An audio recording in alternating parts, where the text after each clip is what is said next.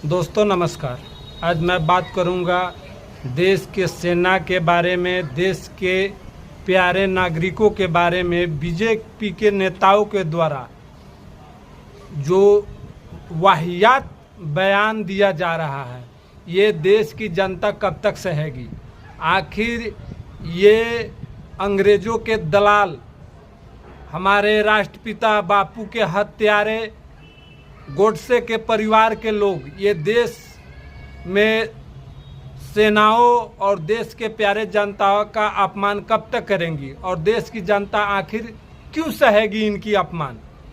ये कायर प्रधानमंत्री नरेंद्र मोदी अपने नेताओं को तो रोक नहीं पा रहे हैं। ये जब सेना का जवान युद्ध में पाकिस्तान को हरा रहे थे, उस टाइम ये अमेरिका और चाइना के दबाव में सेना के हाथ को बांध दिए और युद्ध विराम की इनको घोषणा करनी पड़ी। और अपने नेताओं के द्वारा ये मध्य प्रदेश के उप मुख्यमंत्री जो अभी है, इतना वाहियात बयान दिया है सेना के बारे में और देश की जनता के बारे में कि देश की जनता और देश की सेना मोदी के चरणों में नतमस्तक है। अरे गोडसे के औलादों, अरे अंग्रेजों के दलालों, तुम मोदी से तुम जीते हो, तुम उनके चरणों को चाटो। ये देश की जनता और सेना की अपमान हम नहीं सहेंगे।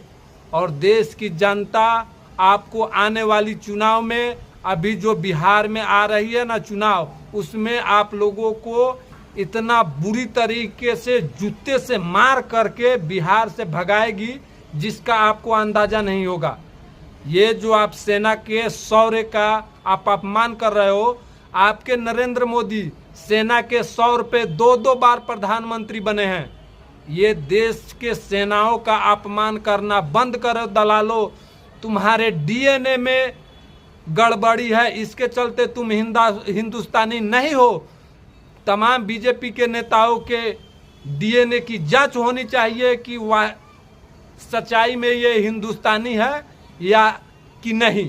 और यदि नहीं है तो इनको इनके देश अंग्रेज जहां रहते हैं वहां इनको भेज देना चाहिए। आप मेरे बात से सहमत है या नहीं? कमेंट बॉक्स में अपनी राय जरूर दें। धन्यवाद। दोस्तों नमस्कार।